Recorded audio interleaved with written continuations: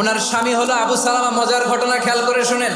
উহুদ যুদ্ধের পরে ওনার স্বামী আবু সালামা ইন্তেকাল করলো, শহীদ হলো। উম্মে সালামা রাদিয়াল্লাহু তাআলা আনহা ওনার প্রাণ প্রিয় স্বামী আবু সালামার ইন্তেকালের পরে চোখের পানি ছাড়ে আর পড়ে ইন্না লিল্লাহি ওয়া ইন্না ইলাইহি রাজিউন। যেহেতু বিশ্বনবী বলেছেন কেউ যদি বিপদের প্রথম ধাক্কায় পড়ে ইন্না লিল্লাহি ওয়া ইন্না ইলাইহি রাজিউন, আল্লাহুম্মা আজুরনি ফি মুসিবাতি ওয়া আখলুফ লি খায়রাম মিনহা, তাহলে এই বিপদে যে সে যা হারালো তার চেয়ে শ্রেষ্ঠ কিছু দিয়ে আল্লাহ তার বদল দিয়ে দিবে। এই হাদিস শুনে বারবার এই দোয়া পড়ে, চোখের পানি ছাড়ে আর মনে মনে বলে আবু সালামার মতো ভালো মানুষ মদিনাতে নাই, তার চেয়ে ভালো মানুষ কি করে আল্লাহ তাআলা আমারে দিবে, তার চেয়ে ভালো মানুষ তো আমি মদিনাতে দেখি না। কি আজীব তামাশা, কি অবাক করা ঘটনা।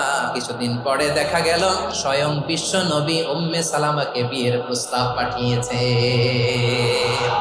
উনি রাজি হয়ে গেলেন, বিয়ে হয়ে গেল, উনি হয়ে গেলেন উম্মুল মুমিনিন, আমাদের মা, পুরো মুসলিম উম্মার মা। চিৎকার করে বলেন আল্লাহু আকবার।